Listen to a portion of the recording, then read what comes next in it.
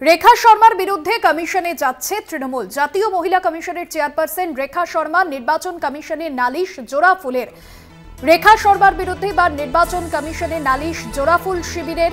রেখা শর্মার বিরুদ্ধে এবার কমিশনে দ্বারস্থ হতে চলেছেন তৃণমূল কংগ্রেস।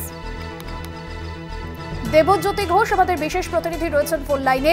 দেবজ্যোতি, তৃণমূলের তরফে কি কি বিষয় সামনে আনা হচ্ছে এবং জাতীয় মহিলা কমিশনে অভিযোগ জানাবে তৃণমূল কংগ্রেস? কিন্তু এই সন্দেশখালী ইস্যুকে অত্যন্ত রাজনৈতিকভাবে তারা গুরুত্ব দিচ্ছেন। জাতীয় মহিলা কমিশনের চেয়ারপারসন রেখা শর্মার বিরুদ্ধে তারা প্রধানমন্ত্রী যেমন স্বরাষ্ট্রমন্ত্রীর তেমনি রাষ্ট্রপতির দ্বারস্থ হবার কথাও বলেছিলেন, তেমনি কিন্তু তারা নির্বাচন কমিশনেও কিন্তু অভিযোগ জানাচ্ছেন। আজকে তৃণমূল কংগ্রেসের পক্ষ থেকে সেই চিঠি প্রকাশ করা হয়েছে, যেটা জাতীয় নির্বাচন কমিশনকে দেবেন, যে নির্বাচনকে যেভাবে প্রভাবিত করার জন্য এই রেখা শর্মা জাতীয় মহিলা কমিশনের চেয়ারপারসন তিনি সন্দেশখালী ইস্যুকে রাজনৈতিকভাবে ব্যবহার করেছেন এবং পদের অপব্যবহার করেছেন, সেই সম্মিলিত চিঠি তৃণমূল কংগ্রেসের পক্ষ থেকে জাতীয় নির্বাচন কমিশনের কাছে তুলে দেওয়া হবে। অন্যদিকে দপ্তর, স্বরাষ্ট্রমন্ত্রীর দপ্তর এবং রাষ্ট্রপতির কাছেও তারা অভিযোগ জানাবেন বলে তৃণমূল সূত্রের খবর।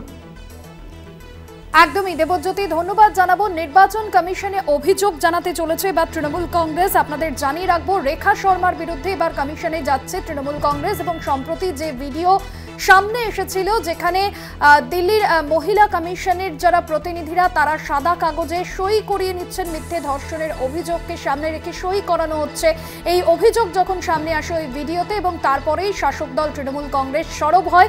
এবার এই অভিযোগকে সামনে রেখেই রেখা শর্মার বিরুদ্ধে নির্বাচন কমিশনে অভিযোগ জানাবে জোড়াফুল শিবির এবং তার প্রস্তুতি এবং শুরু হয়েছে। রেখা শর্মার বিরুদ্ধে কমিশনের দ্বারস্থ হতে চলেছে তৃণমূল কংগ্রেস। সন্দেশখালী নিয়ে একের পর এক ভিডিও সামনে আসছে এবং সম্প্রতি যে ভিডিও এসেছিল যেখানে এক নির্যাতিতা মহিলা তিনি যে অভিযোগ করেছিলেন যে কমিশনের প্রতিনিধিরা তারাই এই বিষয়টা, অর্থাৎ জাতীয় মহিলা কমিশনের প্রতিনিধিরা তারাই ভুয়ো যে মিথ্যা ধর্ষণ সেই অভিযোগকে সামনে রেখে সই করানো হচ্ছে সাদা কাগজে তাদের দিয়ে। এই অভিযোগ যখন সেই ভিডিওতে সামনে এসেছিল আর সেই ভিডিওকে সামনে রেখেই কিন্তু তৃণমূল কংগ্রেস এবার রেখা শর্মার বিরুদ্ধে